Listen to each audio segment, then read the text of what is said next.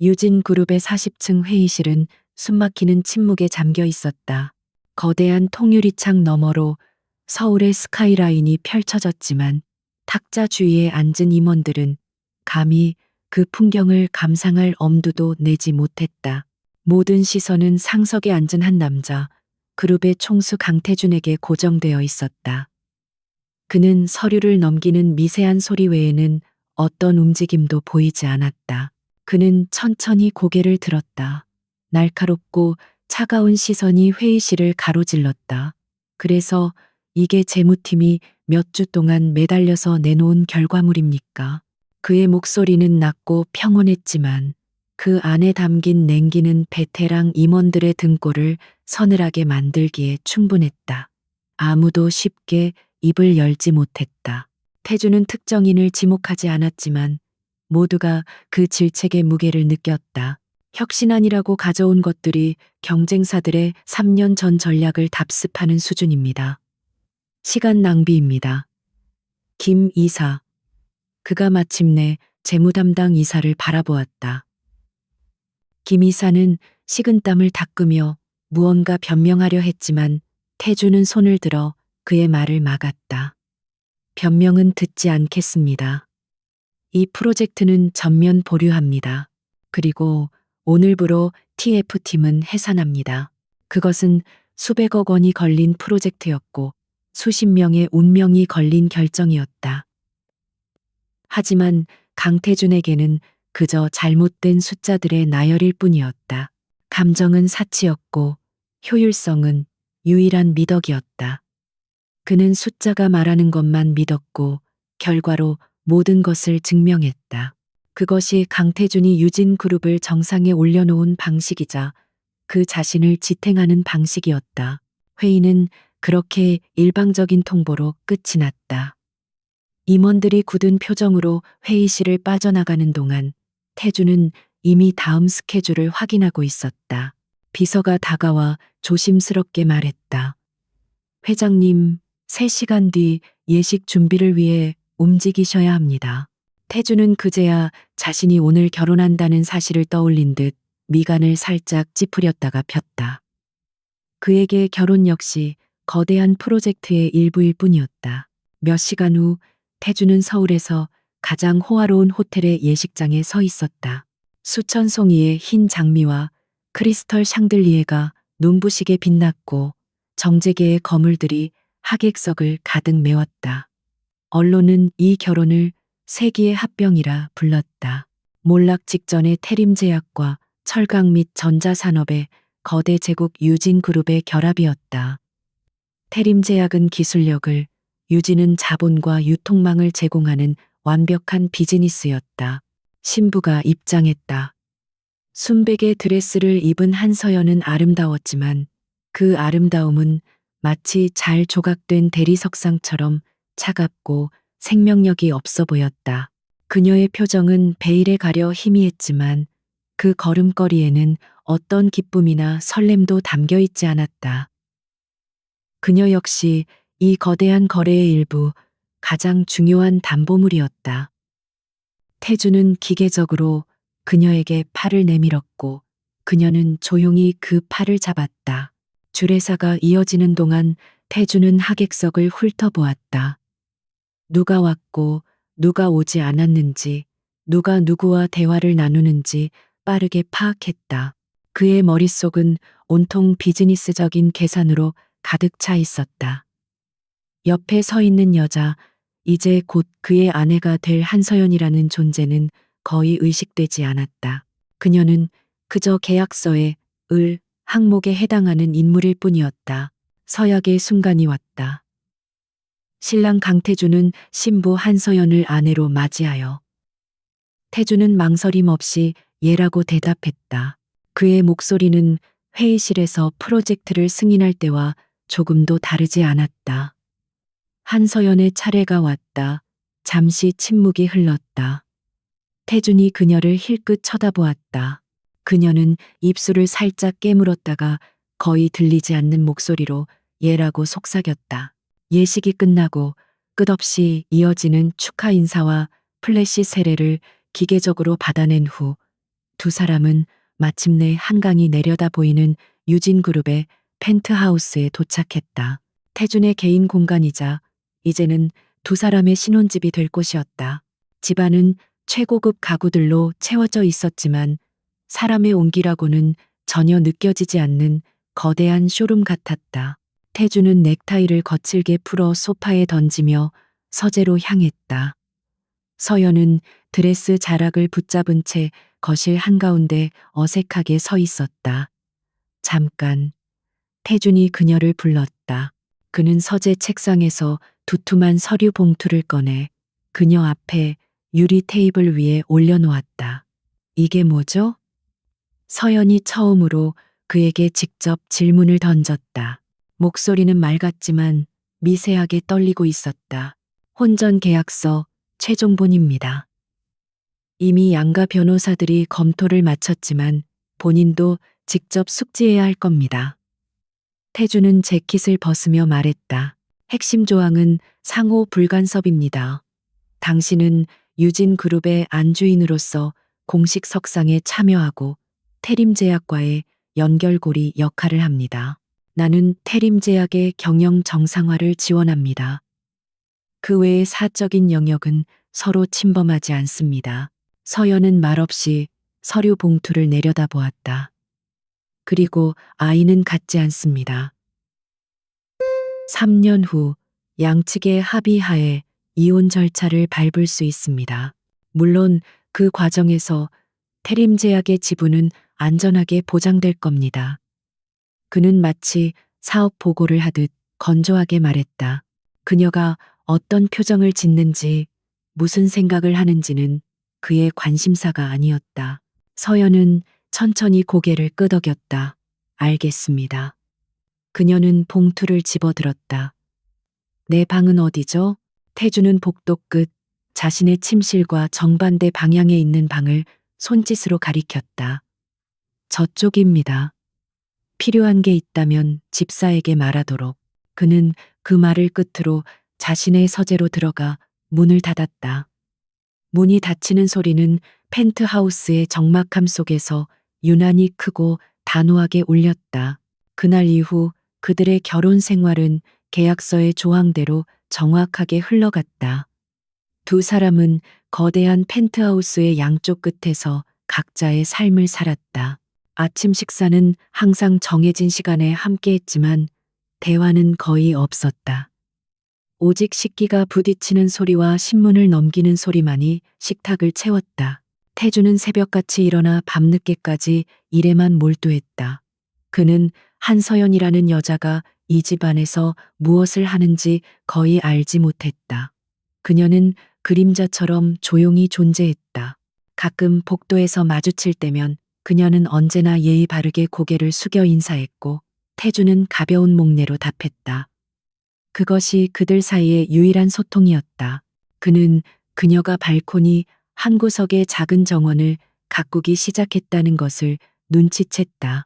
처음에는 그저 그런가 보다 했지만 시간이 지날수록 그 공간은 낯선 꽃과 허브들로 풍성해졌다. 태주는 그곳에서 풍겨오는 옅은 라벤더 향을 의식했지만 단 한 번도 그곳에 발을 들여놓거나 그녀에게 그것에 대해 묻지 않았다. 그것은 그녀의 영역이었고 계약서에 명시되지 않은 부분이었다.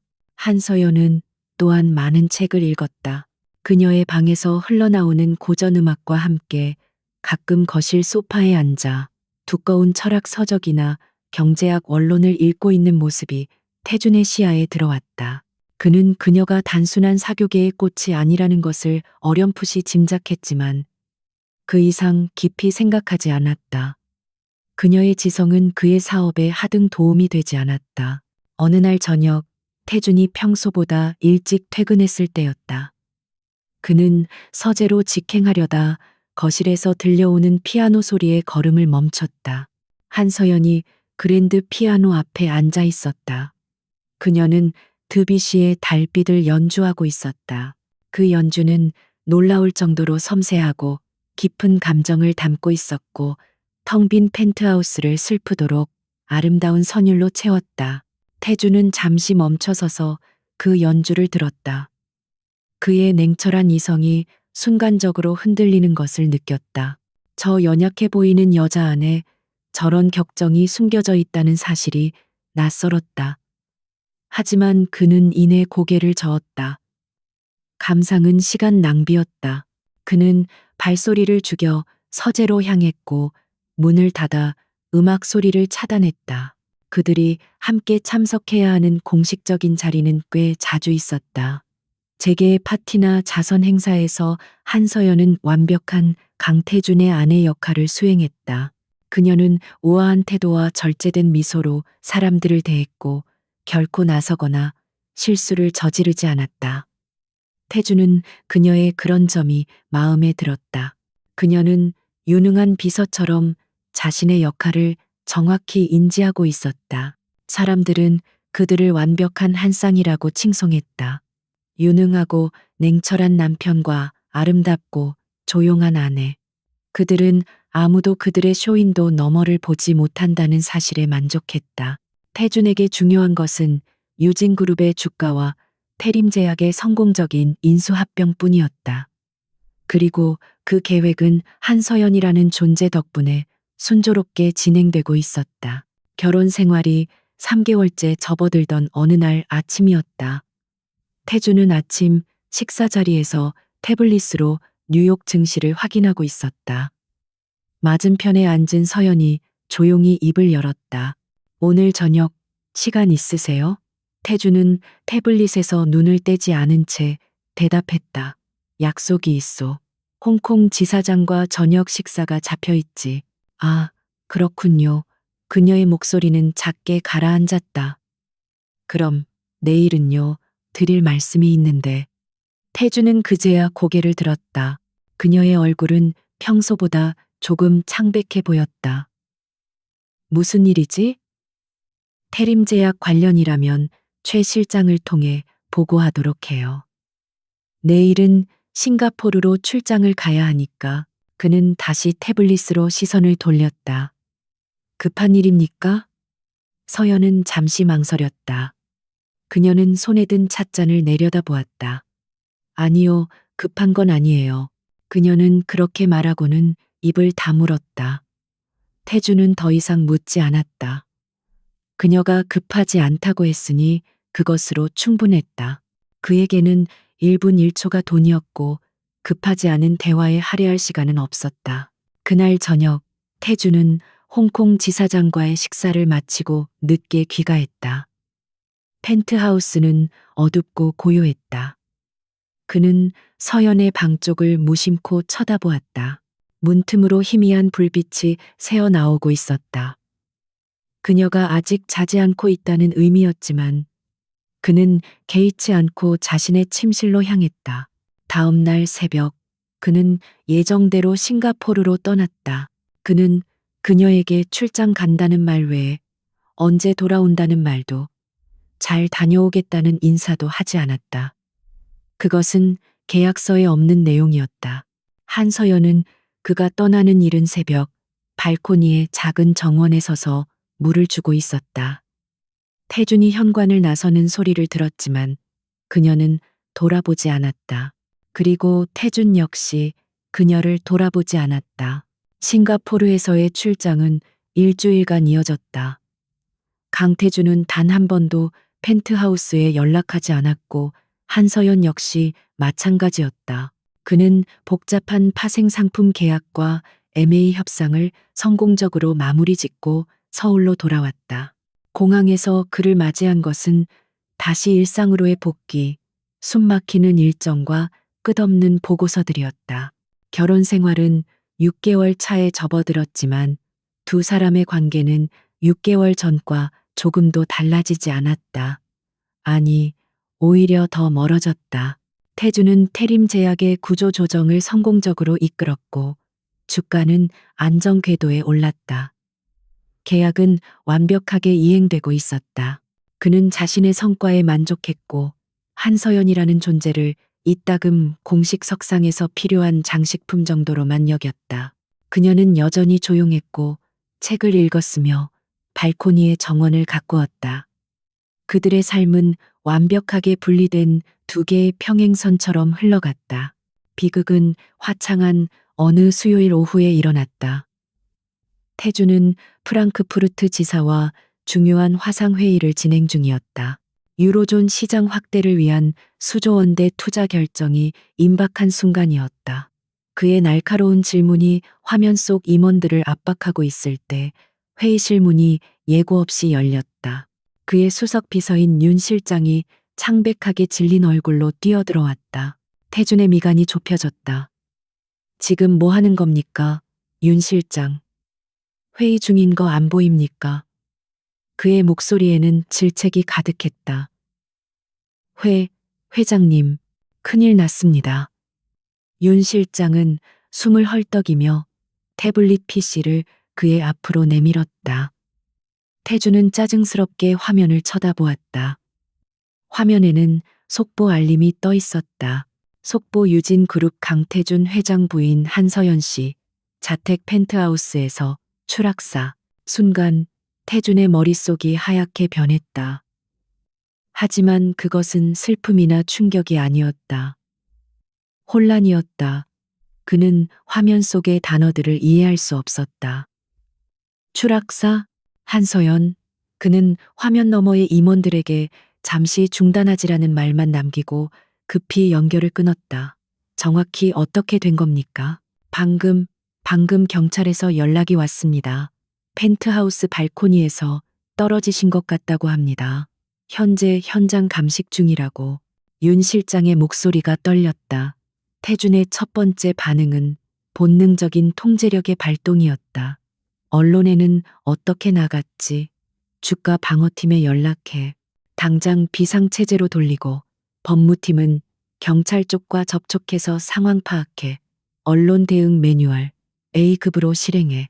그는 재킷을 집어들고 회의실을 나섰다. 엘리베이터로 향하는 내내 그는 쉴 새 없이 지시를 내렸다. 한서연 씨 가족들에게는 연락했나? 아직 회장님께 먼저 보고를. 멍청하긴. 지금 당장 정중하게 모셔. 그리고 내 일정 전부 취소해.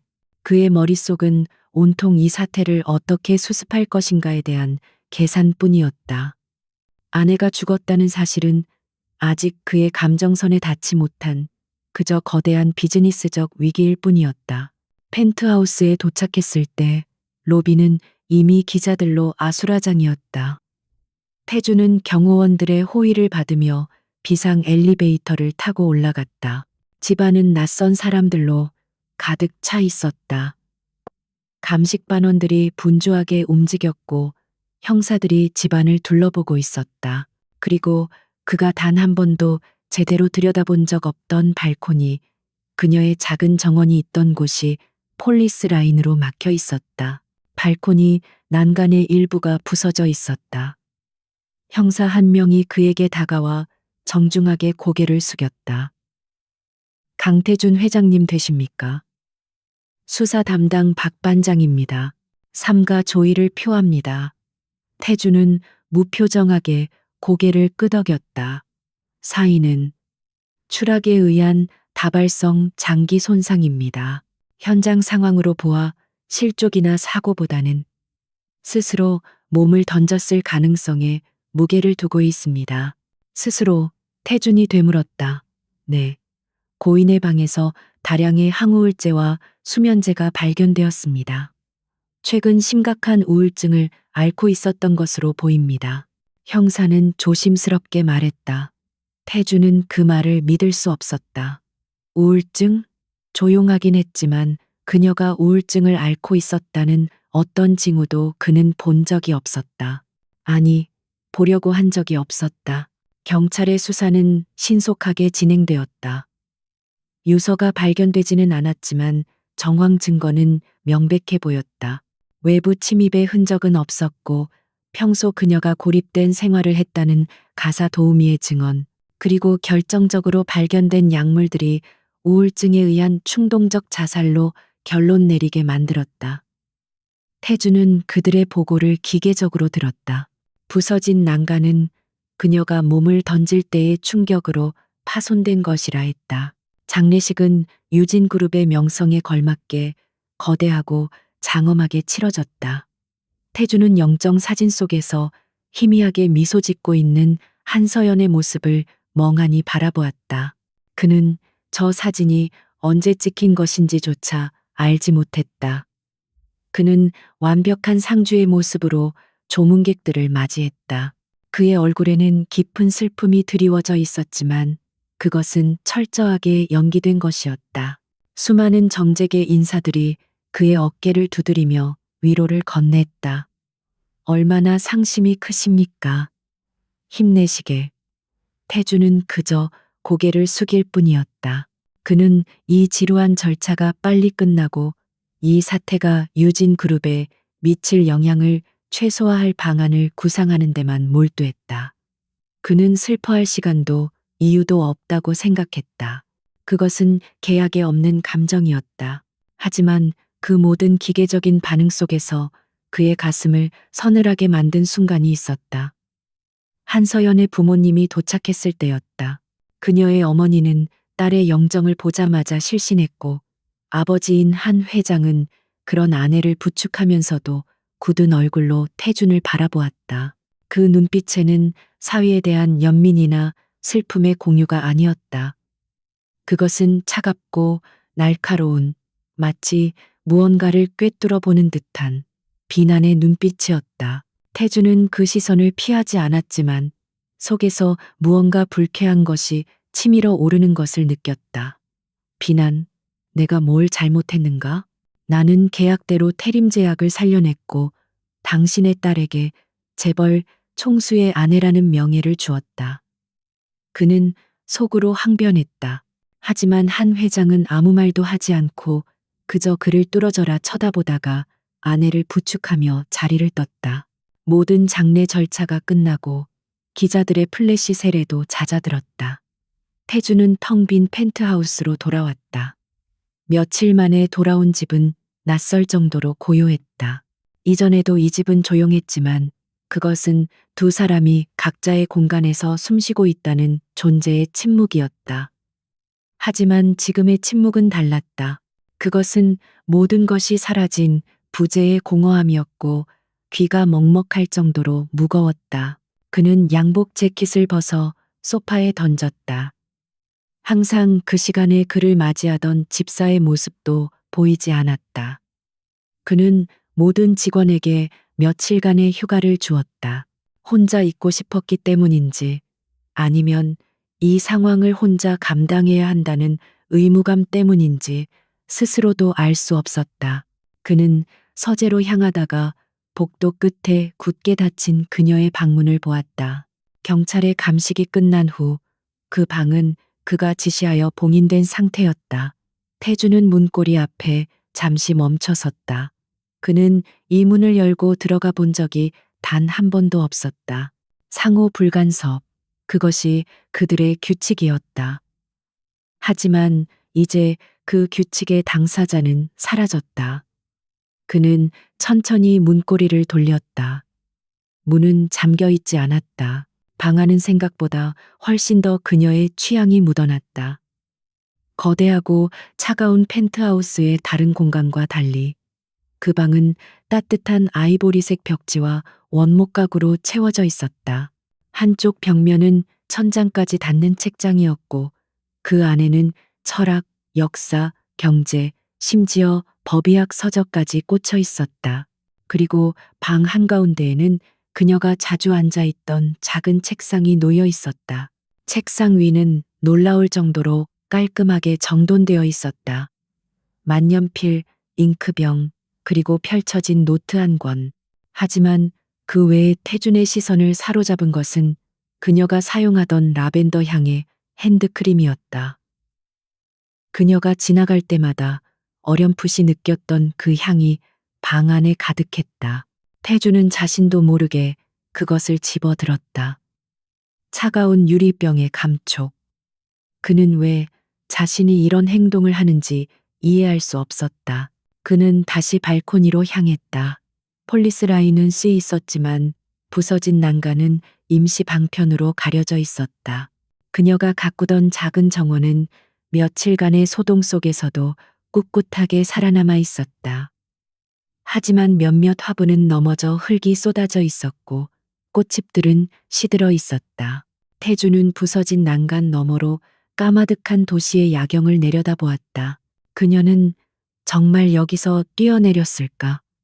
이토록 아름다운 야경을 등지고 태주는 자신의 냉철한 이성이 흔들리는 것을 느꼈다. 경찰의 보고는 효율적이었다. 하지만 그는 이제 그 효율성이 어딘가 부자연스럽다는 생각을 지울 수 없었다. 너무 빨랐다. 모든 것이 너무나도 깔끔하게 자살이라는 결론으로 귀결되었다. 그때 싱가포르로 떠나기 전 그녀와의 마지막 대화가 기억 속에서 되살아났다. 드릴 말씀이 있는데 급한 일입니까? 아니요. 급한 건 아니에요. 그녀는 왜 급하지 않다고 했을까? 만약 그때 그가 단 10분이라도 시간을 내어 그녀의 말을 들어주었더라면 무엇이 달라졌을까? 이것은 죄책감인가? 태주는 고개를 저었다. 그는 죄책감을 느낄 이유가 없었다. 그는 계약을 위반하지 않았다. 하지만 한 회장의 그 비난 가득한 눈빛이 다시 떠올랐다. 그리고 텅 빈 집안을 가득 채운 이 끔찍한 정적. 강태주는 처음으로 자신의 완벽한 통제력에 균열이 생기는 것을 느꼈다. 그는 자신이 지난 6개월간 함께 살았던, 그리고 이제는 죽어버린 그 여자 한서연에 대해 아무것도 모른다는 사실을 깨달았다. 그 깨달음이 불안의 첫 번째 씨앗이 되어 그의 마음에 뿌려졌다. 첫 며칠은 강태준의 통제하에 흘러가는 듯 보였다. 그는 업무에 복귀했다. 유진 그룹이라는 거대한 제국은 총수의 개인적인 비극 따위로 멈춰 서서는 안 되었다. 그는 평소보다 2배로 일에 몰두하려 했었다. 보고서를 검토하고 결제 서류에 서명하고 화상 회의를 주재했다. 그는 자신의 이성이 감정을 완벽하게 억누르고 있다고 믿었다. 하지만 그것은 낮의 이야기였다. 해가 지고 그가 텅 빈 펜트하우스로 돌아왔을 때 그는 더 이상 강태준 회장이 아니었다. 그는 그저 거대한 정막 속에 갇힌 한 남자일 뿐이었다. 집안을 감싸는 고요함은 물리적인 압력처럼 그를 짓눌렀다. 이전에는 그 고요함이 편안하고 효율적이라 생각했었다. 그러나 이제 그 고요함 속에는 한서연의 부재라는 날카로운 진공이 자리 잡고 있었다. 잠을 이룰 수 없었다. 그는 자신의 침실에 누워 천장을 바라보았지만 뇌는 쉬지 않고 마지막 순간들을 재생했다. 그녀가 드릴 말씀이 있다고 했던 그 아침, 자신이 얼마나 차갑게 그녀의 말을 잘랐는지, 만약 그때 그는 이 만약이라는 가정이 자신을 좀먹기 시작했다는 것을 인정해야 했다. 그것은 그의 방식이 아니었다. 그는 결과만을 중시하는 사람이었지, 가정을 곱씹는 사람이 아니었다. 그는 침대에서 일어나 물을 마시기 위해 주방으로 향했다. 그러다 복도 끝 그녀의 방문 앞에 다시 멈춰 섰다. 경찰의 감식반이 다녀간 후 그 방은 그가 직접 잠그라고 지시했었다. 하지만 지금 그는 그 문을 열고 싶은 참을 수 없는 충동에 휩싸였다. 그는 열쇠를 가져와 문을 열었다. 방 안은 며칠 전과 그대로였지만 공기는 더 무거워진 듯 했다. 그리고 그 향기, 라벤더 향이었다. 그녀의 책상 위에 놓인 핸드크림에서, 그녀가 걸쳐두었던 얇은 카디건에서, 심지어 책장에서도 그 향이 났다. 그 향은 이제 태준의 후각을 지배하기 시작했다. 그는 사무실에서도 문득문득 이 라벤더 향을 맡는 것 같은 환각에 시달렸다. 그는 그녀의 책상 의자에 앉아보았다. 그가 앉기에는 조금 작은 섬세한 디자인의 의자였다. 그는 책상 위를 가만히 쓸어보았다. 먼지 하나 없이 정돈되어 있었다. 펼쳐진 노트에는 날짜만 적혀 있을 뿐 아무것도 쓰여 있지 않았다. 마치 무언가를 쓰려다 멈춘 것처럼 태주는 책장으로 시선을 돌렸다. 그는 그때 처음으로 그녀가 읽던 책들을 제대로 살펴보았다. 칸트의 순수이성 비판, 마르쿠스 아우렐리우스의 명상록, 그리고 놀랍게도 현대 암호학에 관한 두꺼운 원서와 기업 범죄 심리학에 관한 책들이 꽂혀 있었다. 이것은 단순히 우울증을 앓는 여인의 서재가 아니었다. 이것은 날카롭고 지적이며 체계적인 정신의 흔적이었다. 태주는 책 한 권을 꺼내 들었다. 명상록이었다. 책갈피가 꽂힌 페이지에는 밑줄이 그어져 있었다. 너 자신의 내면을 파헤쳐라. 그 안에 선의 원천이 있다. 네가 파고들기만 한다면 언제나 솟아날 것이다. 그는 이 문장을 소리내어 읽어보았다. 그녀가 이 문장을 읽으며 무슨 생각을 했을까? 그는 상상할 수 없었다. 그는 발코니로 나갔다. 부서진 난간은 수리되었지만 그는 그 자리에 오래 머물렀다. 그녀가 가꾸던 작은 정원, 태주는 무릎을 굽히고 시들어가는 허브 잎을 만져보았다. 로즈마리, 타임, 그리고 라벤더. 그는 이 식물들의 이름을 몰랐지만 그녀가 이것들을 정성껏 돌봤다는 것은 알 수 있었다. 그는 왜 자신이 이 잡초 같은 것들에 신경을 쓰는지 이해할 수 없었다. 그러다 그는 기억해냈다. 결혼 초 그가 공식 만찬에서 누군가와 와인에 대해 이야기할 때였다. 사실 저는 허브 향을 더 좋아해요. 그녀가 조용히 끼어들었다. 대화 상대가 그녀에게 어떤 허브를 좋아하느냐고 물었을 때 그녀는 라벤더의 안정 효과와 로즈마리의 기억력 증진 효과에 대해 차분하게 설명했다. 태주는 그때 그 대화가 지루하다고 생각하며 화제를 돌려버렸다. 그 기억이 떠오르자 날카로운 통증 같은 것이 그의 가슴을 찔렀다. 그것은 슬픔이 아니었다. 분노에 가까운 자책이었다. 그는 그녀가 보낸 수많은 신호들을 무시했다. 그녀는 존재했지만 그는 그녀를 투명인간 취급했다. 이제 그녀가 사라지자 그녀의 흔적들은 비로소 실체를 가지고 그의 눈앞에 나타나기 시작했다. 다음 날 그는 출근 준비를 하다 거실에 그랜드 피아노를 보았다. 그는 집사에게 당장 저것을 치우라고 지시하려 했다. 하지만 그는 차마 그 말을 내뱉지 못했다. 그는 피아노 의자에 앉아 건반 뚜껑을 열었다. 그리고 자신이 들었던 그날 밤의 연주, 드뷔시의 달빛을 떠올렸다. 그토록 격정적이고 슬펐던 선율. 그는 자신이 그 연주를 듣고도 서재문을 닫아버렸다는 것을 기억했다. 그녀는 어쩌면 그 연주로 무언가를 말하고 싶었을지도 모른다. 도움을 요청했거나 혹은 절망을 표현했거나. 하지만 그는 듣지 않았다. 그는 건반 하나를 눌러보았다. 도, 막지만 차가운 소리가 텅 빈 거실을 울렸다. 식탁에서도 마찬가지였다. 그는 혼자서 아침 식사를 했다. 신문이 놓여 있었지만 글자가 눈에 들어오지 않았다. 그는 자신도 모르게 맞은편의 빈 의자를 쳐다보았다. 그녀가 항상 앉던 자리. 그녀는 항상 그보다 늦게 식사를 시작했고 그보다 일찍 식사를 마쳤다. 그녀는 식사량이 적었다. 그는 그녀가 무엇을 좋아하고 무엇을 싫어하는지 전혀 몰랐다. 그는 그녀가 자신에게 말을 걸었던 몇 안 되는 순간들을 강박적으로 복기하기 시작했다. 오늘 날씨가 좋네요. 이 넥타이 잘 어울려요. 최근에 유진 바이오 주가가 조금 이상한 것 같지 않으세요? 그는 그 모든 말들을 의미 없는 잡담으로 치부했다. 특히 마지막 말, 유진 바이오? 그녀가 왜 그런 말을 했지? 그는 즉시 비서실에 전화를 걸었다. 윤 실장.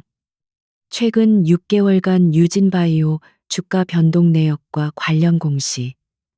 내부 자료 전부 내 책상으로 가져와. 지금 당장. 그의 목소리는 평소처럼 차가웠지만 그 안에는 미세한 조급함이 묻어 있었다. 그는 회의를 취소하고 서재에 틀어박혔다. 그는 자료를 미친 듯이 파고들었다. 겉으로 보기에는 큰 문제가 없었다. 하지만 그녀가 그 말을 했던 시점, 약 2주 전을 기점으로 미세한 블록딜 거래와 공매도 물량이 포착되었다. 너무나 교묘하게 이루어져서 재무팀조차 감지하지 못한 움직임이었다. 그녀는 어떻게 이것을 알았을까? 그는 다시 그녀의 방으로 갔다. 그녀의 책상 위, 경제학 원론서 사이에 꽂힌 몇 권의 투자 분석 서적을 발견했다.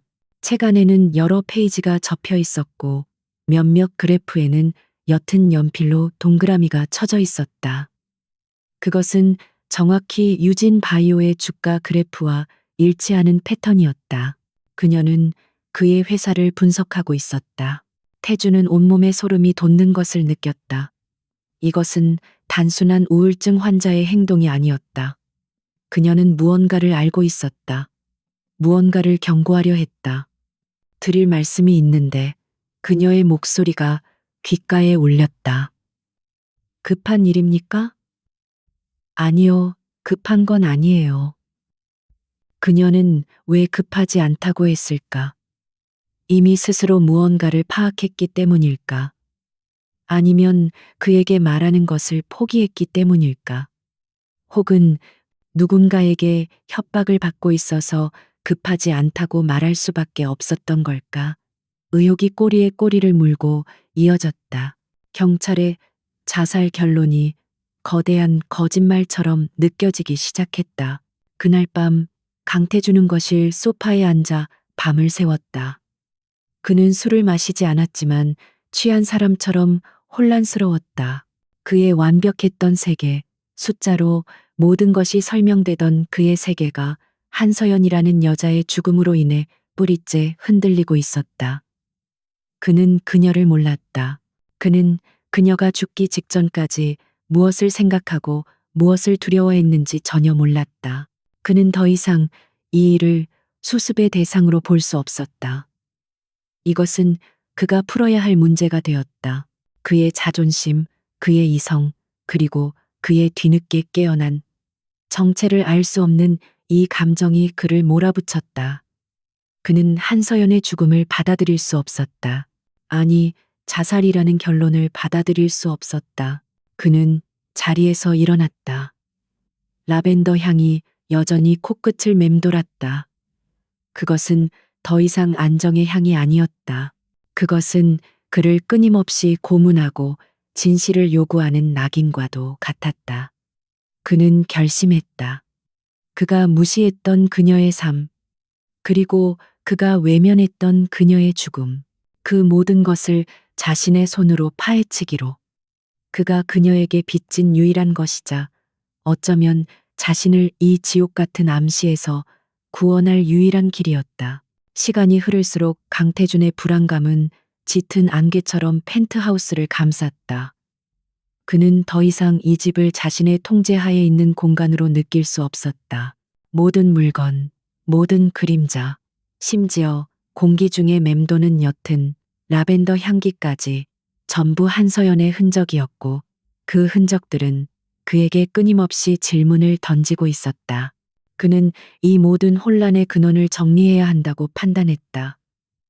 그녀의 물건들을 치우는 것, 그것이 이 지독한 암시에서 벗어나는 첫걸음일 터였다. 그는 집사에게 그녀의 방 정리는 자신이 직접 하겠다고 통보했다. 유품을 정리하며 애도하는 남편의 모습으로 보일 수도 있었지만 태준의 의도는 달랐다.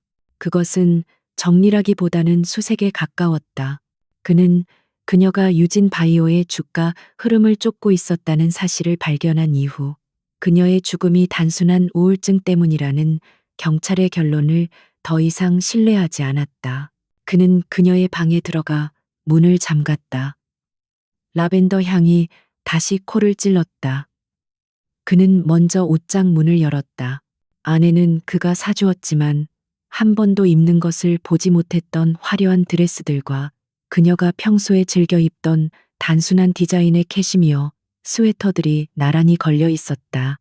그는 기계적으로 옷들을 꺼내 상자에 담기 시작했다. 실크의 차가운 감촉, 캐시미어의 부드러움. 그는 이 옷들에 그녀의 체온이 남아있는 듯한 착각에 잠시 손을 멈췄다. 그는 주머니 하나하나를 뒤지고 옷의 안감을 확인했다. 아무것도 나오지 않았다. 그는 다음으로 서랍장을 열었다. 몇 가지 액세서리와 스카프, 그리고 그녀가 사용하던 것과 같은 향의 사쉐, 향낭과 들어 있었다. 모든 것이 너무나 평범했다. 하지만 태주는 포기하지 않았다. 그녀가 그토 오케이 날카로운 분석을 했다면 분명 어딘가에 흔적을 남겼을 터였다. 그의 시선은 다시 책상으로 향했다. 그는 이미 책상을 한번 훑어보았지만 이번에는 달랐다. 그는 책상 서랍을 통째로 빼냈다. 그리고 서랍장 바닥을 손으로 더듬었다. 아무것도 없었다. 그는 책상 밑바닥에 무언가 붙어 있지 않은지 확인했다. 역시 깨끗했다. 그의 초조함이 극에 달할 무렵 시선은 다시 책장에 꽂힌 책들에게로 향했다. 그녀가 밑줄을 그었던 마르쿠스 아우렐리우스의 명상록.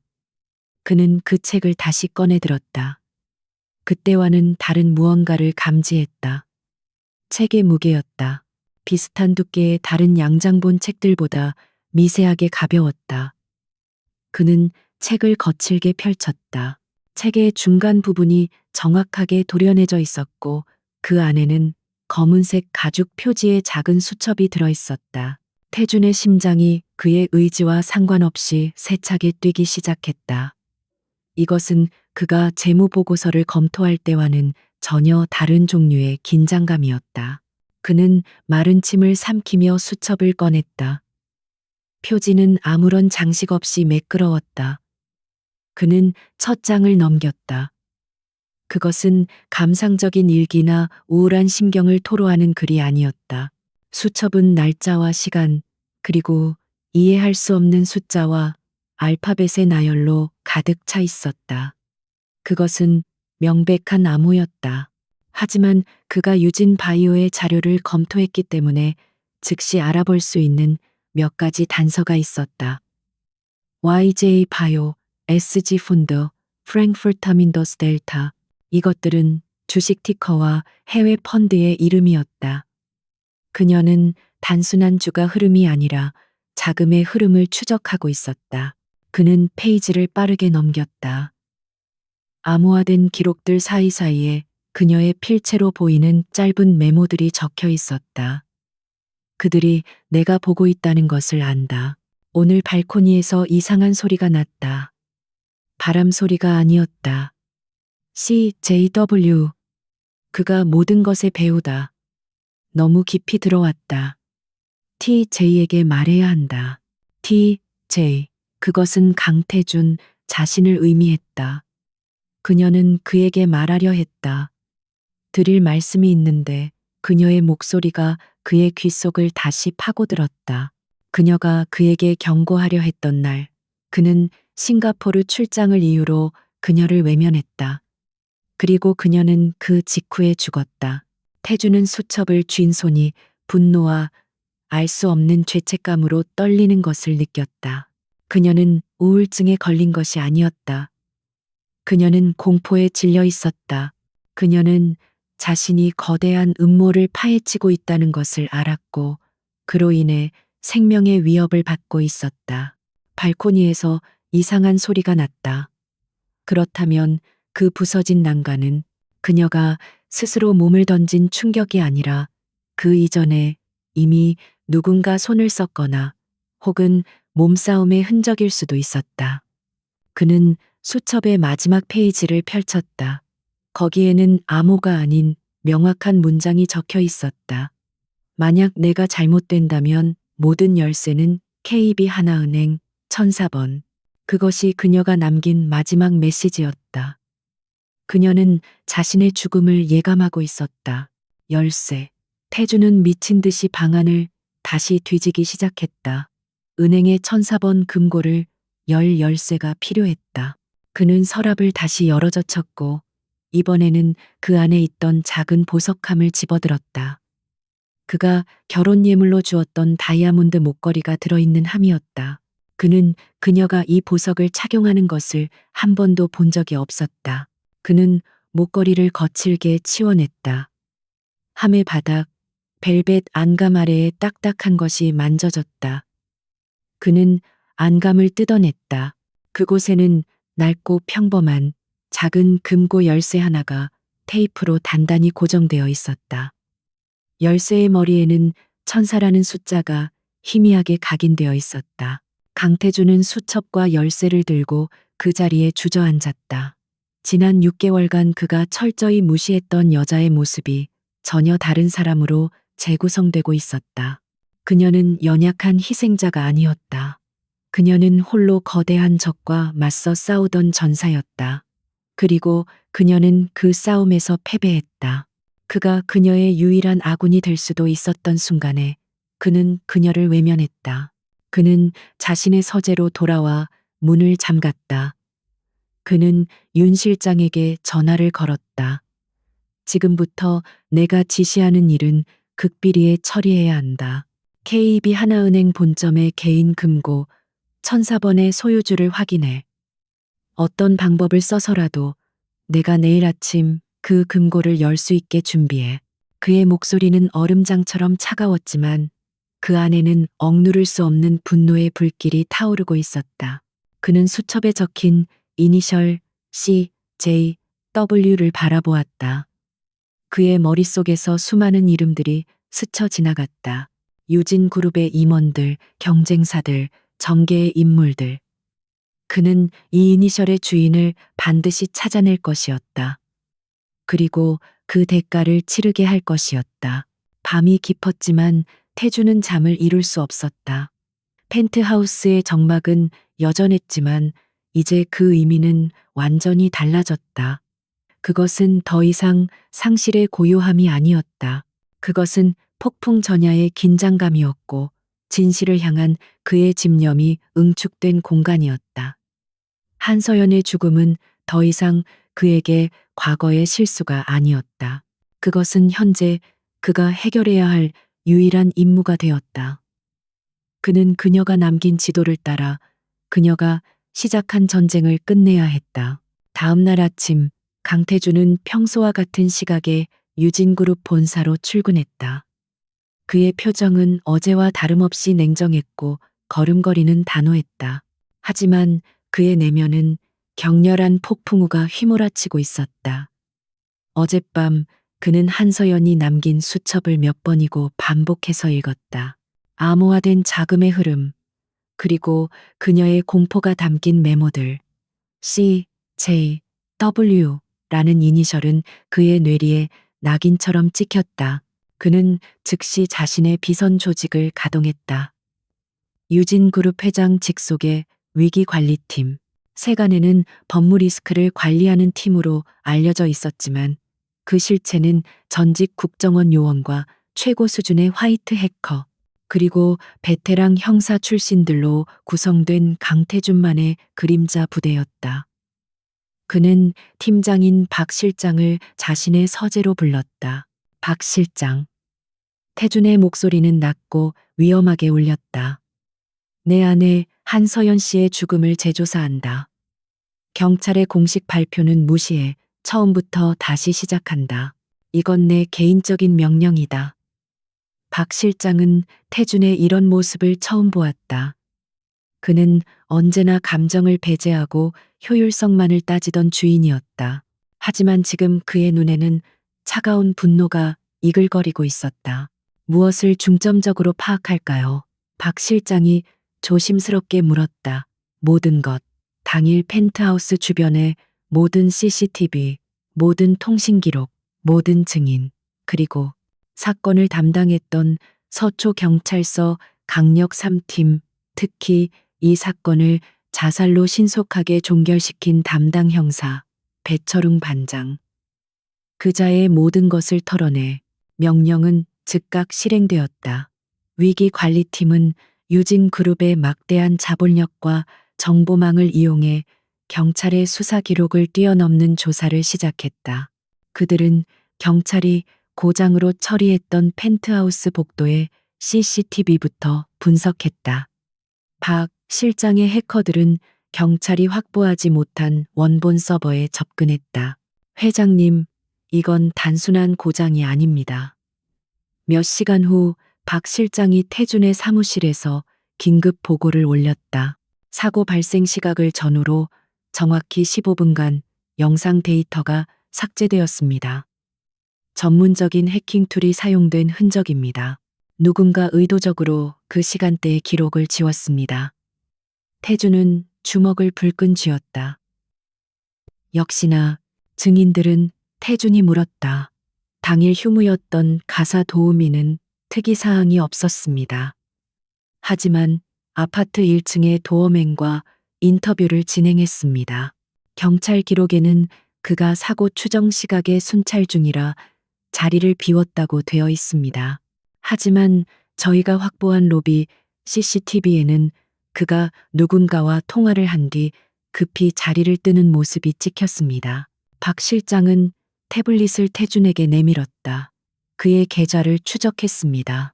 바로 다음 날 그의 아내 명의의 통장으로 현금 5천만 원이 입금되었습니다. 출처는 불분명한 대포 통장이었습니다. 태준의 입꼬리가 비틀렸다. 그를 데려와 당장 2시간 뒤 펜트하우스 지하의 비밀 접견실. 도어맨은 사색이 된 채 태준 앞에 무릎을 꿇고 있었다. 한 번만 살려주십시오, 회장님. 그는 모든 것을 실토했다. 그날 모르는 번호로 전화가 걸려왔고 아내의 병원비를 대주겠다는 제안과 함께 잠시 자리를 비워달라는 부탁을 받았다는 것이었다. 그는 그 목소리의 주인을 몰랐다. 다음은 배철웅 반장이었다. 그는 경찰 내부에서도 유능하지만 돈 문제에 깨끗하지 못하다는 평판을 받고 있었다. 위기관리팀은 배 반장의 내연녀 계좌까지 추적했다. 사건이 자살로 종결되고 불과 사흘 뒤 내연녀 명의로 강남의 고급 오피스텔 분양 계약이 이루어진 사실을 밝혀냈다. 계약금 1억 원은 전액 현금으로 지급되었다. 태준은 배 반장을 직접 만나지 않았다. 대신 박 실장이 그를 찾아갔다. 박 실장은 배 반장에게 오피스텔 계약서 사본과 그의 내연녀 사진, 그리고 대포 통장 입금 내역이 담긴 서류 봉투를 건넸다. 강태준 회장님께서는 배 반장님의 노고를 높이 사십니다. 하지만 몇 가지 궁금한 점이 있으시답니다. 배 반장의 얼굴은 하얗게 질렸다. 그는 유진그룹의 그림자 부대가 어느 정도의 힘을 가졌는지 잘 알고 있었다. 그는 자신이 거대한 함정에 빠졌다는 것을 깨달았다. 내가 뭘 어떻게 하면 되겠소? 그는 떨리는 목소리로 물었다. 회장님께서는 진실을 원하십니다. 배 반장의 입에서 나온 진실은 충격적이었다. 처음 현장에 도착했을 때 이상한 점이 한두 가지가 아니었습니다. 부서진 난간의 파편 방향이 스스로 뛰어내린 사람의 것과 미묘하게 달랐습니다. 마치 외부에서 강한 충격이 가해진 것처럼 그는 식은땀을 닦으며 말을 이었다. 그리고 고인의 손톱 밑에서 미세한 피부 조직이 발견되었습니다. 하지만 국과수의 정식으로 감정 의뢰를 넣기 직전 위에서 압력이 들어왔습니다. 위? 태준이 스피커폰 너머로 차갑게 물었다. 정확히 누군지는 모릅니다. 경찰청 상부 라인을 통해 불필요한 논란을 만들지 말라는 지시가 내려왔습니다. 우울증 약물도 발견되었겠다. 명분은 충분했습니다. 배 반장은 모든 것을 털어놓았다. 그는 그 미세 증거물을 몰래 빼돌려 보관하고 있었다. 언젠가 자신을 보호할 카드로 쓰기 위해서였다. 그리고 그는 자신이 돈을 받은 계좌가 CJW라는 이니셜을 가진 자와 연결되어 있을지도 모른다는 결정적인 힌트를 주었다. 그는 그저 꼬리일 뿐 몸통은 따로 있었다. 보고를 받는 내내 강태준은 자신의 서재에 서서 서울의 야경을 내려다보고 있었다. 한서연이 마지막으로 보았을 그 풍경이었다. 모든 조각이 맞춰지고 있었다. 의도적으로 삭제된 CCTV, 돈으로 매수된 도어맨, 축소 은폐된 수사, 그리고 그 모든 것을 지휘하는 정체불명의 윗선과 CJW. 그녀는 자살한 것이 아니었다. 그녀는 살해당했다. 이 거대한 펜트하우스에서 그녀의 작은 정원 바로 그 자리에서 누군가에 의해 잔인하게 밀쳐졌다. 태주는 눈을 감았다. 그녀가 느꼈을 공포, 배신감, 그리고 절망감이 파도처럼 밀려와 그의 심장을 조였다. 그가 조금만 더 일찍 그녀의 손을 잡았더라면 그는 천천히 책상 서랍을 열었다. 그 안에는 그녀의 가죽 수첩과 함께 작은 금고 열쇠가 놓여 있었다. KB 하나은행 1004번. 그는 이 모든 의혹을 확신으로 바꿔줄 마지막 조각이 그 안에 있음을 직감했다. 한서연은 죽음의 문턱에서 그에게 진실을 향한 지도를 남겼다. 이제 그가 그 지도를 따라가야 할 차례였다. 그는 더 이상 이 일에서 도망칠 수 없었다. 이것은 이제 그의 전쟁이기도 했다. KB 하나은행 본점의 지하 VIP 금고실은 완벽한 침묵과 통제된 냉기 속에 잠겨 있었다. 강태준은 검은색 쓰리피스 수트를 완벽하게 차려입고 어떠한 감정도 드러내지 않은 채 금고 관리인을 따랐다.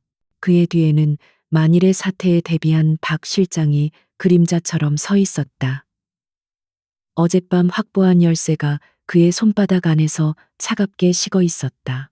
금고 관리인은 1004번 함 앞에서 멈춰 서서 자신의 마스터키를 꽂았다. 회장님, 나머지 열쇠를. 태주는 말없이 다가가 한서연이 남긴 낡은 열쇠를 구멍에 꽂고 돌렸다. 철컥. 금속이 맞물리는 소리가 유난히 크고 날카롭게 울렸다. 묵직한 강철문이 열리고 안에서 은색 상자가 모습을 드러냈다. 태주는 관리인에게 나가보라는 손짓을 했다. VIP실에는 그와 박 실장, 그리고 한서연이 남긴 상자만이 남았다. 그는 심호흡을 한번 하고 상자를 꺼내 대리석 테이블 위에 올려놓았다. 그 안에는 보석이나 현금 따위는 없었다. 대신 검은색 하드드라이브 하나와 태준의 이름 강태준, TJ, 이 적힌 두툼한 편지 봉투, 그리고 그녀의 일기와는 또 다른 회계 장부처럼 보이는 세 권의 노트가 들어 있었다. 그는 먼저 편지 봉투를 집어들었다. 봉인은 단단히 붙어 있었다. 그는 페이퍼 나이프로 조심스럽게 봉투를 열었다. 안에는 여러 장의 종이가 나왔고 그 위에는 그가 몇 번 본 적 없는 단정하면서도 힘있는 그녀의 필체가 가득했다. 태준 씨, 만약 당신이 이 글을 읽고 있다면 나는 이미 이 세상에 없다는 뜻이겠죠. 첫 문장부터 그의 심장을 얼어붙게 만들었다. 그는 계속 읽어내려갔다. 당신을 원망하지 않아요. 이건 내 선택이었으니까. 처음엔 그저 태림제약의 합병 과정을 살펴보면서 유진그룹의 재무 구조를 공부하고 있었어요. 그러다 유진바이오에서 이상한 자금 흐름을 발견했어요. 처음엔 단순한 내부자 거래인 줄 알았죠. 그녀는 계속해서 설명했다. 그녀는 그저 강태준의 아내라는 계약직 역할에 충실하기 위해, 그리고 아버지의 회사를 구해준 유진그룹의 누가 되지 않기 위해 이 일을 파고들기 시작했다고 했다. 하지만 그녀가 발견한 것은 단순한 주가 조작이 아니었다. 그것은 유진그룹 전체를 겨냥한 거대한 적대적 M&A 시도의 전초전이었다. 그들은 유진바이오를 이용해 막대한 비자금을 세탁하고 있었어요. 그리고 그 자금으로 유진그룹의 주식을 몰래 사들이고 있었죠. 당신의 적이에요, 태준 씨. 아주 가까이에 있는 CJW, 바로 대한산업의 최진우 회장입니다. 태준의 눈이 가늘어졌다. 최진우, 그의 평생의 숙적이자 시장에서 사사건건 그의 발목을 잡던 바로 그 남자였다. 편지에는 모든 것이 담겨 있었다. 최진우는 유진 바이오의 신약 개발 데이터를 훔치려 했고, 동시에 비자금을 조성해 유진 그룹의 경영권을 통째로 삼키려 했다. 한서연은 자신의 미약한 존재감을 무기 삼아 아무도 그녀를 경계하지 않는다는 점을 이용해 그들의 네트워크 깊숙이 파고들었다. 그녀는 그들의 회계 장부를 역추적했고 페이퍼 컴퍼니의 실체를 밝혀냈다. 태주는 함께 들어있던 3권의 노트를 펼쳤다. 그것은 완벽한 범죄의 기록이었다. 날짜, 시간, 금액, 송금된 계좌 번호, 스위스와 케이맨 군도에 있는 유령 회사들의 이름, 그리고 최진우의 측근들이 유진 바이오의 연구원들과 접촉한 내역까지 상세하게 기록되어 있었다. 이것은 한 개인이, 그것도 외부자인 그녀가 혼자서 해냈다고는 믿기 힘든 수준의 정보 분석이었다. 그는 마지막 장을 읽었다. 그들이 내가 너무 많이 안다는 것을 눈치챘어요. 며칠 전부터 누군가 나를 미행하고 발코니에서 이상한 소리가 들렸어요. 경찰에 신고할 수 없었어요. 그들은 이미 경찰 상부까지 매수했을 테니까 당신에게 말하려 했어요. 그날 아침 당신이 싱가포르로 떠나던 날, 하지만 당신은 너무 바빠 보였어요. 태주는 더 이상 서 있을 수 없었다. 그는 의자에 주저앉았다. 급한 일입니까? 아니요, 급한 건 아니에요. 그녀의 체념한 듯한 목소리가 그의 뇌를 때렸다. 그녀는 그 순간 자신을 포기했던 것이다. 그가 그녀의 마지막 손길을 뿌리쳤던 것이다. 그는 자신이 계약을 지킨다고 생각했지만 실제로는 아내를 사지로 내몰고 있었다. 그는 편지를 내려놓고 검은색 하드 드라이브를 집어들었다. 박 실장이 노트북을 가져와 연결했다. 드라이브는 2중, 3중의 암호로 잠겨 있었다. 하지만 한서연은 편지 마지막에 그 암호를 적어두었다. 그것은 그들의 결혼 기념일과 태림제약의 창립 기념일을 조합한 숫자였다. 태주는 자신이 그들의 결혼 기념일조차 기억하지 못했다는 사실에 또 한 번 절망했다. 파일이 열렸다. 안에는 수십 개의 오디오 파일과 스캔된 문서들이 들어 있었다. 박 실장이 오디오 파일 하나를 재생했다. 지지직거리는 잡음 너머로 익숙한 목소리가 들려왔다. 최진우였다. 그 여자가 너무 깊이 파고들어. 강태준 그놈은 전혀 모르고 있던데. 아내가 남편 뒤를 캐고 다닌 꼴이라니 우습지 않나? 다른 목소리가 대답했다. 어떻게 처리할까요? 돈으로 입을 막을 수 있을 것 같습니다만. 아니, 강태준의 아내다. 돈으로 안 돼. 그리고 증거를 너무 많이 가지고 있어. 실수로 처리해. 우울증 같은 걸로 위장하는 게 좋겠지. 조용하고 깨끗하게. 유진 그룹 펜트하우스면 그림이 좋겠군. 태주는 눈을 감았다. 모든 것이 명백해졌다. 이것은 사고나 자살이 아니었다. 이것은 최진우가 직접 지시한 계획된 살인이었다. 한서연은 그의 회사를 지키려다, 그를 지키려다 죽었다. 그가 계약서 조항이나 읊조리며 그녀를 투명인간 취급하는 동안 그녀는 홀로 어둠 속에서 거대한 적과 싸우고 있었다. 그는 자신이 그토록 경멸했던 감정이라는 것이 온몸을 불태우는 것을 느꼈다. 그것은 단순한 슬픔이나 죄책감이 아니었다. 그것은 뼈를 깎는 듯한 후회였고 모든 것을 파괴할 듯한 분노였다. 그는 자신이 지난 6개월간 얼마나 오만하고 어리석었는지 깨달았다. 그는 완벽한 사업가였을지 몰라도 인간으로서는 실패했다. 회장님, 박 실장이 그의 안색을 살피며 조심스럽게 불렀다. 태주는 천천히 눈을 떴다. 그의 눈은 더 이상 혼란스럽지 않았다. 그 안에는 얼음보다 차갑고 강철보다 단단한 결의가 서려 있었다. 그는 한서연의 편지를 조심스럽게 접어 안주머니에 넣었다. 그것은 이제 그의 심장이 되었다.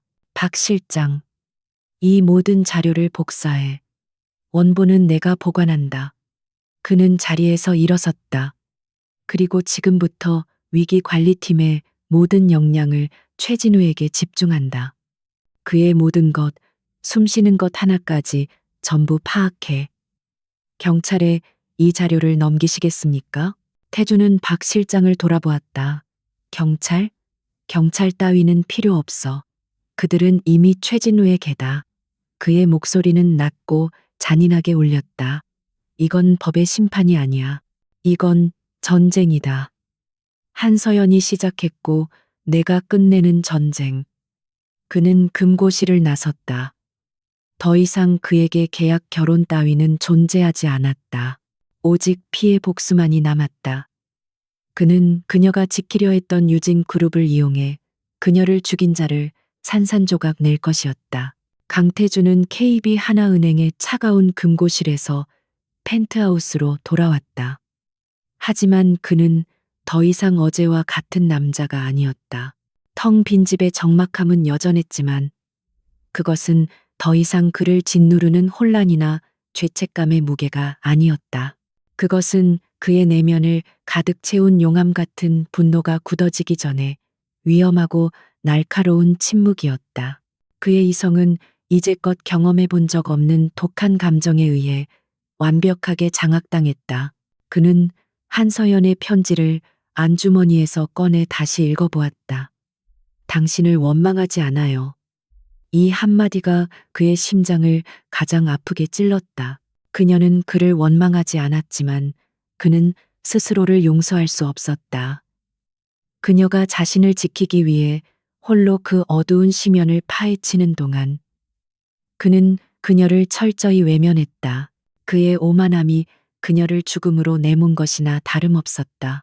그는 서재로 들어가 문을 잠갔다. 책상 위에는 그녀가 남긴 하드 드라이브와 3권의 회계 노트가 놓여 있었다.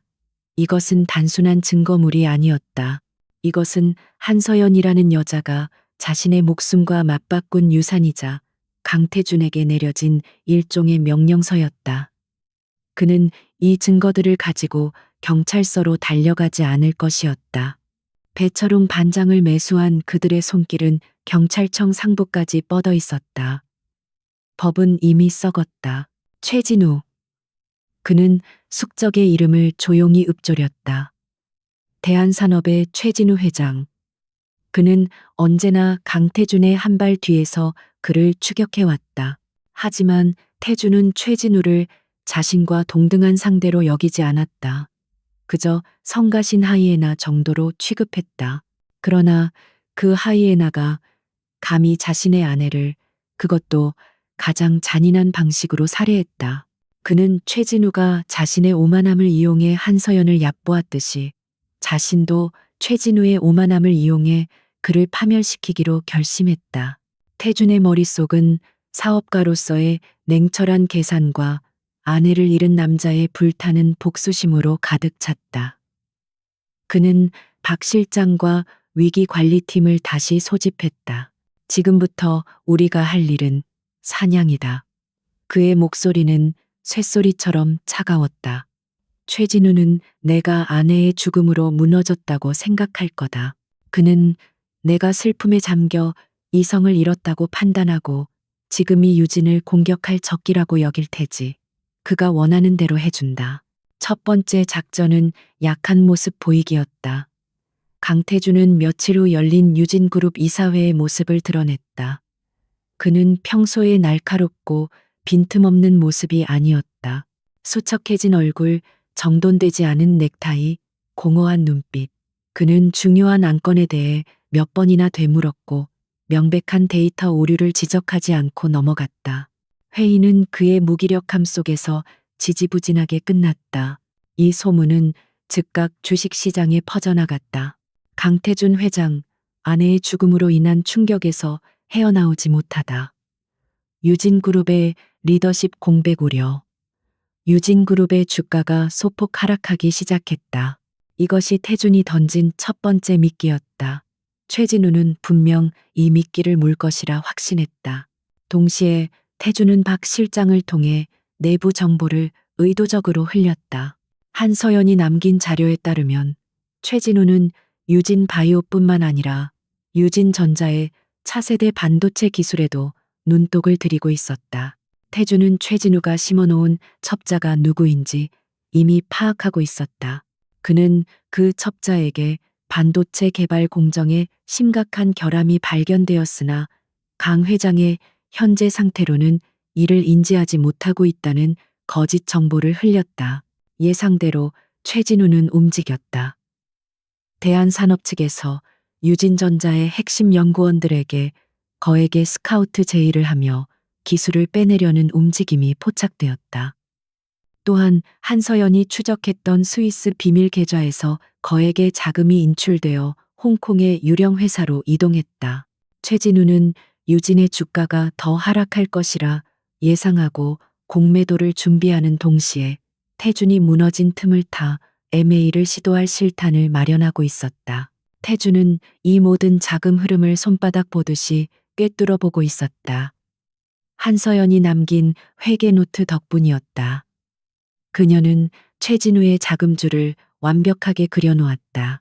최진우는 자신이 사냥을 하고 있다고 생각했지만 실제로는 강태준이 설계한 거대한 함정 속으로 스스로 걸어 들어오고 있었다. 그는 한서연이 파놓은 길을 정확히 따라가고 있었다. 태준은 이사회에서의 연기를 계속했다. 그는 몇 가지 중요한 해외 계약 결정을 보류했다.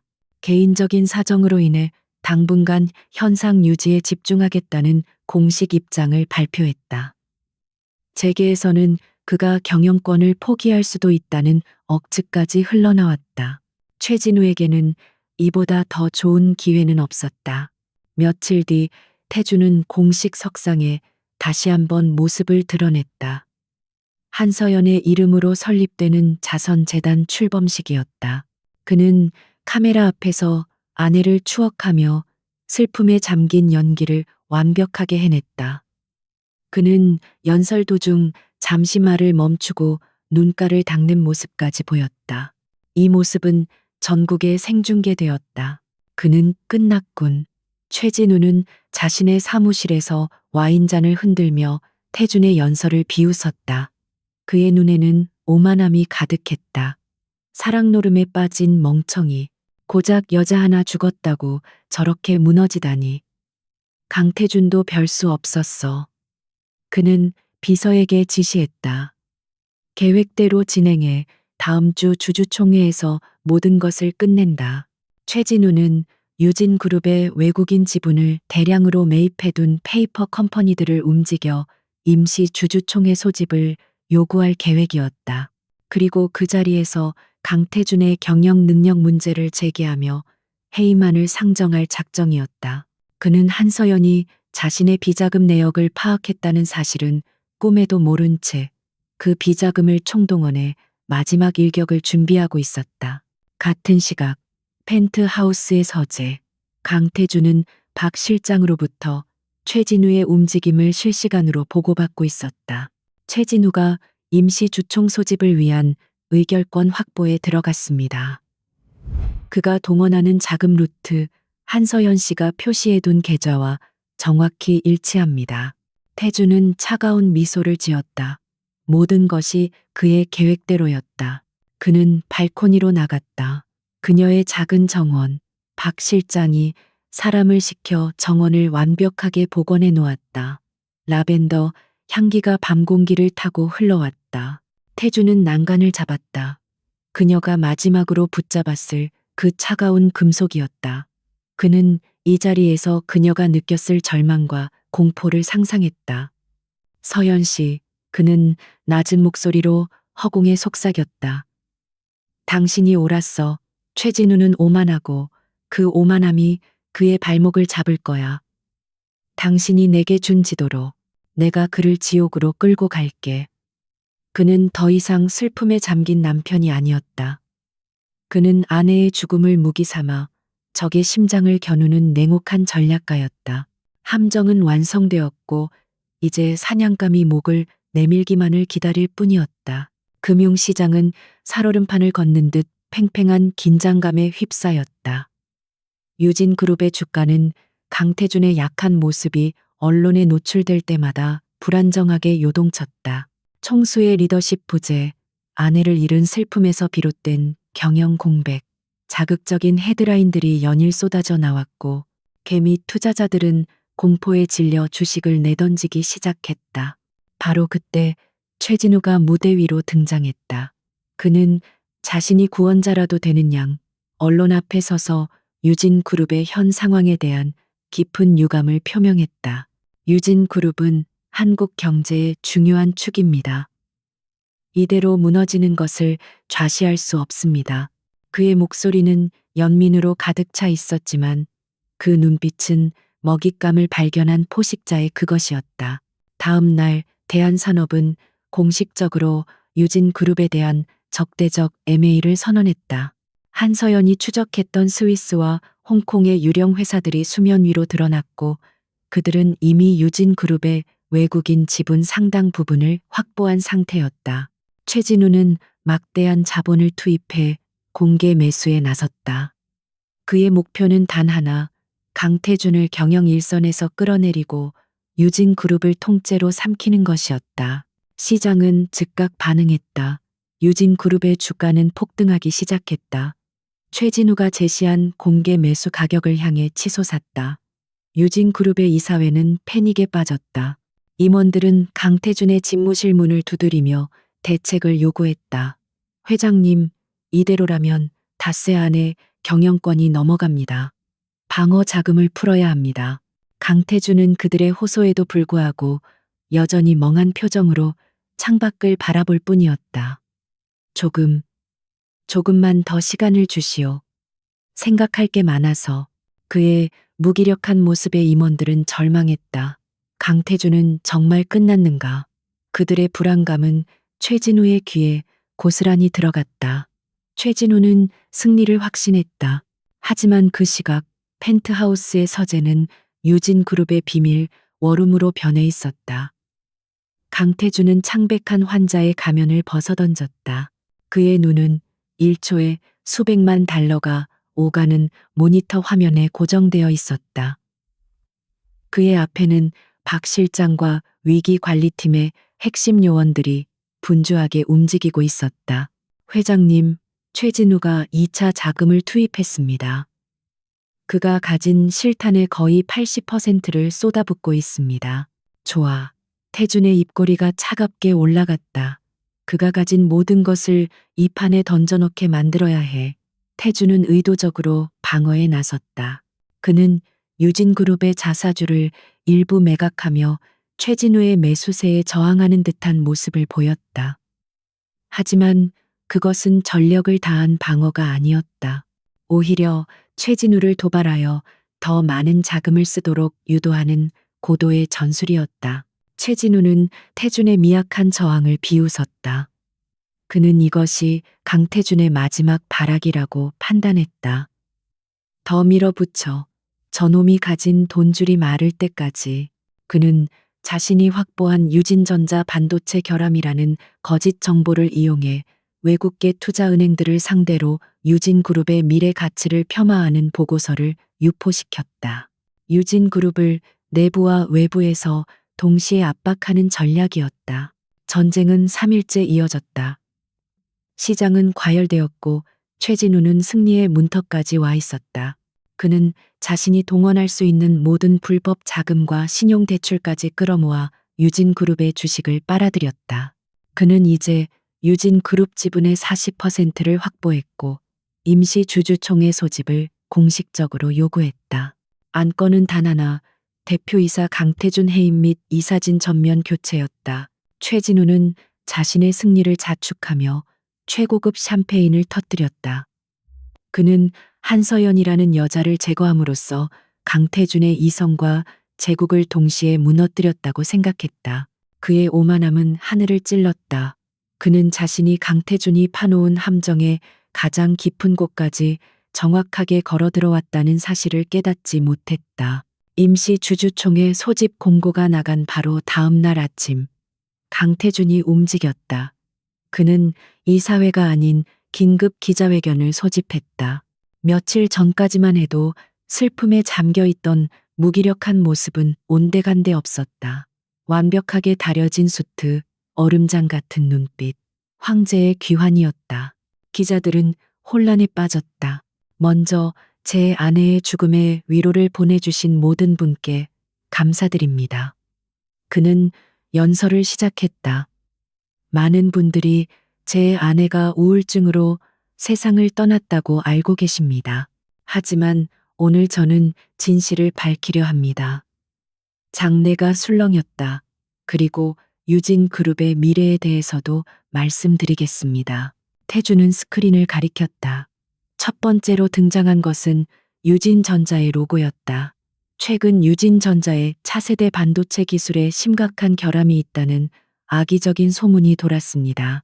그는 최진우가 앉아있을 어딘가를 향해 말하는 듯했다. 그것은 사실이 아닙니다. 그는 버튼을 눌렀다. 화면에는 놀라운 데이터가 펼쳐졌다. 그것은 결함이 아니었다. 그것은 현존하는 모든 반도체 기술을 뛰어넘는 양자 도트 기반 뉴로모픽 칩의 시연 영상이었다.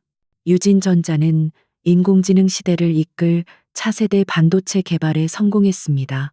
그리고 바로 어제 미 국방부 및 애플, 테슬라와 향후 10년간 500억 달러 규모의 독점 공급 계약을 체결했습니다. 장내는 폭발했다. 플래시가 미친 듯이 터졌다. 이것은 단순한 신기술 발표가 아니었다. 유진 그룹의 가치를 하룻밤 사이에 몇 배로 폭등시킬 메가통급 뉴스였다. 반도체 결함이라는 거짓 정보에 베팅했던 모든 이들은 경악했다. 기자회견이 끝나기도 전에 주식시장이 개장했다. 유진 그룹의 주가는 그야말로 수직으로 폭발했다. 상한가를 기록하고도 매수 주문이 쌓여갔다. 최진우는 자신의 사무실에서 스크린을 보며 얼굴이 굳어졌다. 그는 자신이 속았다는 것을 깨달았다. 하지만 비극은 거기서 끝나지 않았다. 최진우가 주식을 매입하기 위해 끌었었던 막대한 자금은 대부분 단기 신용대출, 즉 마진콜의 위험을 안고 있었다. 주가가 폭등하자 증권사들은 그에게 즉각적인 추가 증거금 납부를 요구했다. 수조 원에 달하는 금액이었다. 하지만 그의 모든 자금은 이미 유진그룹의 주식에 묶여 있었다. 그가 패닉에 빠져 자금을 마련하기 위해 스위스 은행에 연락을 시도했을 때 더 끔찍한 소식이 날아들었다. 회장님, 지금 검찰에서 압수수색 영장을 들고 들이닥쳤습니다.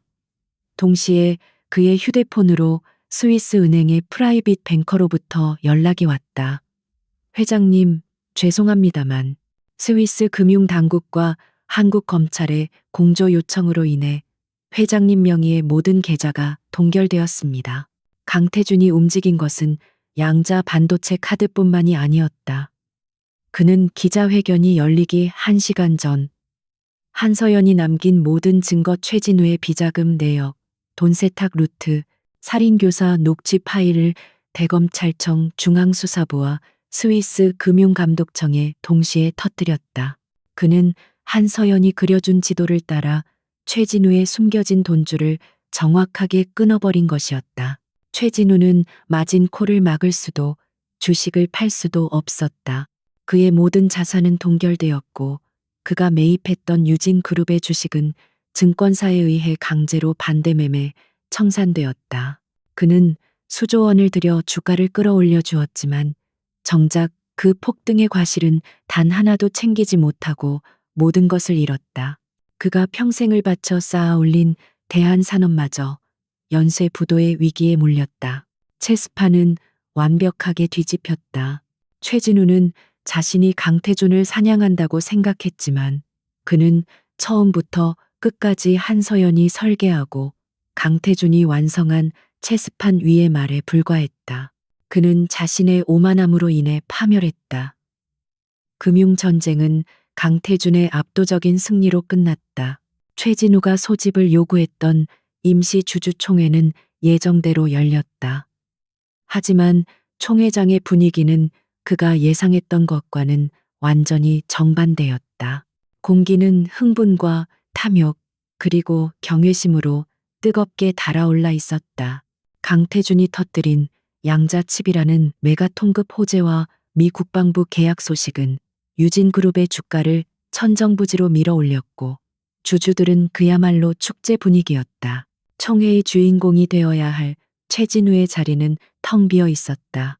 그가 위임한 대리인 몇몇이 참석했지만 그들은 이미 모든 것을 잃은 폐잔병처럼 사색이 되어 구석에 앉아 있을 뿐이었다. 강태준의 해임안을 상정하려던 그들의 계획은 이제 우스꽝스러운 농담거리가 되어버렸다. 모든 시선은 단 한 사람, 단상으로 향하는 강태준에게 쏠려 있었다. 그는 며칠 전에 슬픔에 잠긴 환자가 아니었다. 그는 완벽하게 전장을 장악한 황제였다. 한치의 오차도 없는 걸음걸이, 얼음장처럼 차가운 시선. 그는 마이크 앞에 서서 좌중을 둘러보았다.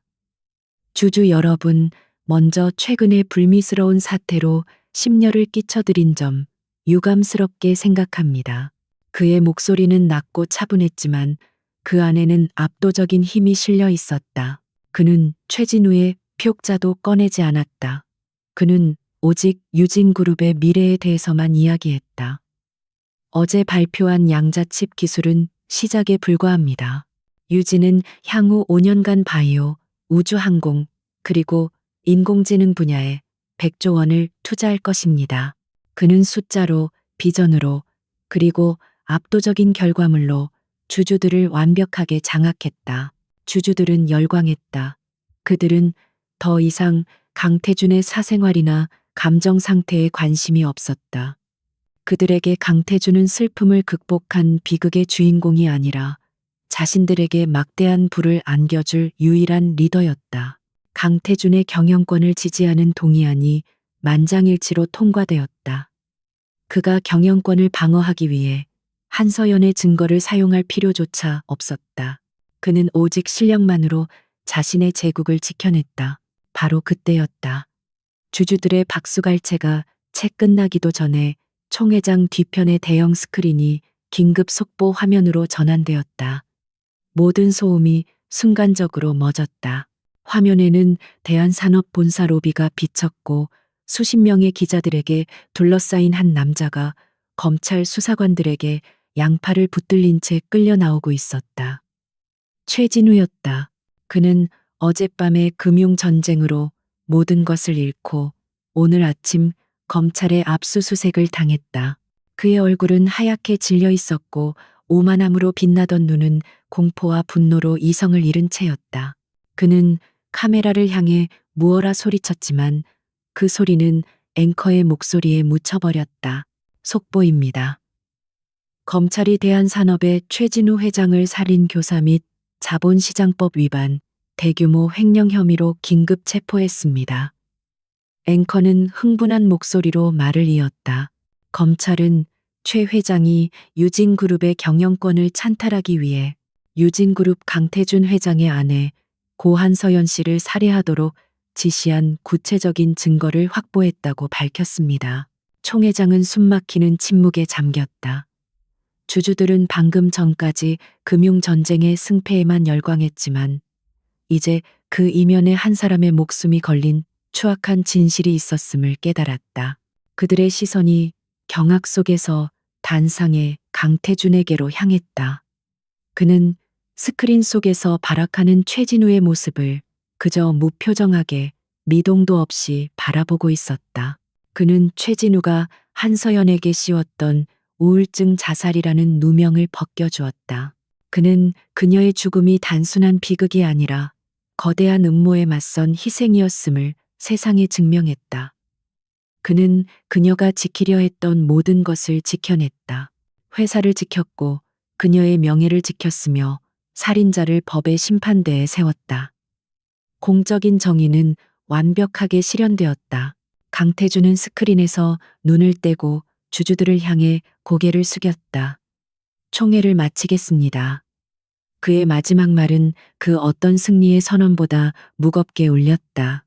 주주들은 자리에서 일어나 그에게 기립 박수를 보냈다. 그것은 승리한 경영자에 대한 찬사이자 아내를 잃은 남자에 대한 뒤늦은 위로였다. 몇 시간 뒤 태주는 텅 빈 주주총회장에 홀로 서 있었다. 승리의 환호도 기자들의 플래시도 모두 사라진 공간. 그는 거대한 유리창 앞에 서서 어둠이 내리는 도시를 바라보았다. 그는 모든 것을 이겼다. 그는 최진우를 파멸시켰고 유진그룹을 그 어느 때보다 강력하게 만들었다. 그는 한서연의 복수에 성공했다. 하지만 그의 가슴을 채우는 것은 승리의 희열이 아니었다. 그것은 거대하고 차가우며 지독히도 고통스러운 공허함이었다. 그는 이 모든 승리를 그녀와 나눌 수 없었다.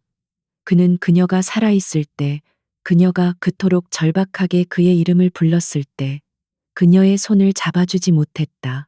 그는 이 모든 것을 이기기 위해 그녀가 목숨을 걸고 남긴 증거를 사용했다. 그는 그녀의 죽음을 가장 완벽한 무기로 활용했다. 그는 승리했지만 그 승리는 그녀가 돌아올 수 없다는 잔인한 사실만을 더욱 선명하게 각인시킬 뿐이었다. 정의는 실현되었지만 그에게는 아무런 위로도 되지 못했다. 그는 비로소 깨달았다. 이것이 그가 평생 부이고 가야 할 형벌의 시작임을. 계절이 몇 번 바뀌었다. 강태준의 제국, 유진그룹은 그 어느 때보다 견고했다. 그가 터뜨린 양자칩 기술은 4차 산업혁명의 중심이 되었고 그룹의 주가는 천정부지로 치솟았다. 그는 여전히 그룹의 총수로서 완벽하게 회사를 이끌었다. 회의는 간결하고 효율적이었으며 그의 결정은 언제나처럼 정확하고 냉철했다. 하지만 그를 아는 사람들은 그가 변했음을 알았다.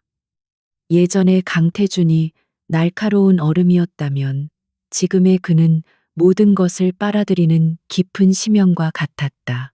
그의 눈에는 더 이상 오만함이나 야망이 타오르지 않았다. 그 자리에는 지울 수 없는 깊은 슬픔 혹은 영원한 피로감이 자리 잡고 있었다. 임원들은 이제 그의 분노가 아니라 그의 침묵을 두려워했다. 최진우는 법의 심판을 받았다. 한서연이 남긴 증거는 너무나 명백했고 그는 살인교사, 횡령, 자본시장법, 위반 등 모든 혐의가 인정되어 무기징역을 선고받았다. 그에 대한 산업은 공중분해되었고 언론은 한동안 비극적인 사랑과 정의의 승리에 대해 떠들어댔다. 세상은 강태준을 비극을 딛고 일어선 영웅으로 그리고 아내의 복수를 완벽하게 이뤄낸 전략가로 칭송했다. 하지만 강태준 자신은 그 칭송 속에서 단 한순간도 평화를 찾지 못했다. 그는 여전히 그 펜트하우스에 살았다. 모든 것을 잊고 새롭게 시작할 수 있는 수많은 장소들이 있었지만 그는 떠나지 않았다. 그 거대하고 텅 빈 공간은 그가 자초한 비극의 기념비이자 그가 평생 짊어지고 가야 할 감옥이었다. 그는 한서연의 방을 예전 그대로 보존했다. 그녀의 책상, 그녀가 읽던 책들, 그리고 방 안에 희미하게 남은 그녀의 향기까지도. 그는 때때로 그 방에 들어가 그녀가 밑줄을 그었던 철학책들을 읽었다. 그는 그녀가 보았던 문장들 속에서 그녀의 생각을, 그녀의 고뇌를 필사적으로 찾으려 했었다. 그는 그녀가 연주했던 드뷔시의 달빛을 수백 번도 더 들었다. 그녀가 왜 그토록 슬픈 선율을 연주했는지, 그가 서재문을 닫아버렸을 때 그녀가 무슨 생각을 했는지 상상하려 했다. 그는 이제야 그녀의 지성, 그녀의 깊이, 그리고 그녀의 외로움을 이해하기 시작했다. 하지만 그 이해는 언제나 죽음이라는 벽에 부딪혀 산산조각 났다. 그의 일과 중 가장 중요한 시간은 해가 질 무렵 발코니의 작은 정원을 돌보는 것이었다. 그것은 그녀가 남긴 유일하게 살아있는 흔적이었다. 수조 원짜리 계약서에만 서명하던 그의 손은 이제 흙을 만지고 시든 잎을 떼어내고 허브에 물을 주는 법을 배웠다. 정원은 그의 보살핌 아래 사계절 내내 푸르렀다. 특히 라벤더는 그 어느 때보다 짙은 향기를 뿜어냈다. 그 향기는 더 이상 그를 고문하는 환각이 아니었다. 그것은 그의 삶의 일부가 된 지워지지 않는 기억의 냄새였다. 그는 그 향기 속에서만 잠시나마 숨을 쉴 수 있었다. 어느 늦은 가을밤, 태주는 정원에 서서 서울의 야경을 내려다보고 있었다. 그가 모든 것을 손에 넣은 도시. 하지만 그의 시선은 화려한 불빛이 아닌 발코니 한 구석, 그녀가 마지막으로 서 있었을 그 자리에 고정되어 있었다. 그는 주머니에서 낡은 가죽 수첩, 그녀의 일기를 꺼내 들었다. 그는 그녀가 남긴 마지막 메시지를 수없이 읽었다. KB 하나은행 1004번. 그녀는 그에게 복수의 도구를 남긴 것이 아니었다. 그녀는 그에게 진실을, 그리고 어쩌면 구원의 기회를 남겼던 것이다. 하지만 그는 그 기회를 그녀가 살아있을 때 잡지 못했다. 그는 계약 결혼을 했다. 그것은 숫자와 이익으로만 계산된 차가운 거래였다. 그는 그 거래에서 완벽하게 승리했다. 회사를 지켰고 적을 파멸시켰다. 그는 계약의 모든 것을 얻었다. 하지만 그는 그 계약의 대가로 묶여 있던 한 사람의 영혼, 그 무엇과도 바꿀 수 없는 가치를 잃어버렸다. 그제야 그는 깨달았다. 최진우가 받은 것은 유기징역이지만 자신이 받은 것은 기억이라는 종신형이었다. 그는 한서연이라는 여자를 결코 알려고 하지 않았지만 이제 그는 남은 평생 그녀를 알아가야만 했다. 그는 그녀가 없는 세상에서 그녀에 대한 기억과 후회로 가득 찬 삶을 살아가야 했다. 그는 수첩을 가슴에 품었다. 도시의 차가운 바람이 불어와 라벤더 향기를 실어 날랐다. 그는 눈을 감았다. 그는 거래를 위해 결혼했지만 그녀의 죽음으로 인해 평생의 안녕 속에 갇히게 되었다. 그의 삶은 그녀의 죽음이 남긴 긴 그림자 안에서 영원히 계속될 것이었다.